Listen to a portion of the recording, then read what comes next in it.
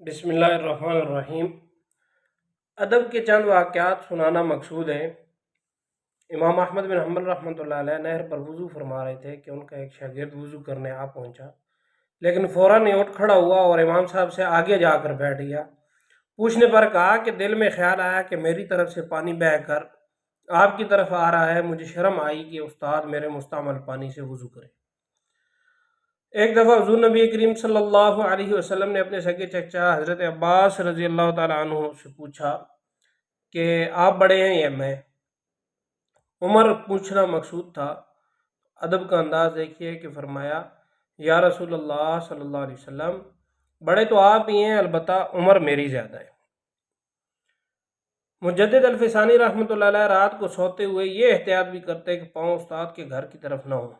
جب بیت الخلاء کی طرف جا رہے ہوتے تو یہ احتیاط کرتے کہ جس قلم سے لکھ رہا ہوں اس کی سیاہی ہاتھ پر لگی نہ رہ جائے۔ حضور نبی کریم صلی اللہ علیہ وسلم کے چچا کے بیٹے حضرت عبداللہ ابن عباس رضی اللہ تعالیٰ عنہ کسی صحابی سے کوئی حدیث حاصل کرنا چاہتے تو جا کر ان کے دروازے پر بیٹھ جاتے۔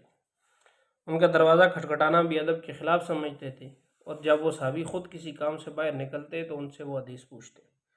اس دوران سخت گرمی کی وجہ سے پسینہ بہتا، لو چلتی رہتی، لیکن یہ برداشت کرتے رہتے۔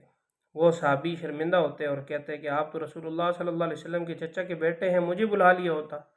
تو یہ کہتے کہ میں شاگرد بن کر آیا ہوں، آپ کا یہ حق ہے کہ میں آپ کا ادب کروں، نہ یہ کہ میں آپ کو اپنے کام کے لیے تنگ کروں۔ حضرت عبداللہ ابن عمر رضی اللہ تعالیٰ عنہ جا رہے تھے کہ ایک بدو کو دیکھا، سواری سے اترے، بڑے ادب سے پیش آئے، اس کو بہت سارا ہدیہ دیا۔ کسی نے کہا کہ یہ تو بدو ہے، تھوڑے سے پر بھی راضی ہو جاتا، آپ نے اسے اتنا زیادہ کیوں عطا کر دی؟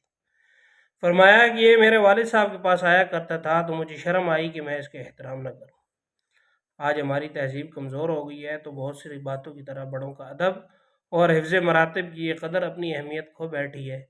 اب برابری کا ڈھنڈورا ایسا پیٹا گیا ہے کہ بچے ماں باپ کے برابر کھڑے ہو گئے ہیں اور شاگرد استاد کے سامنے۔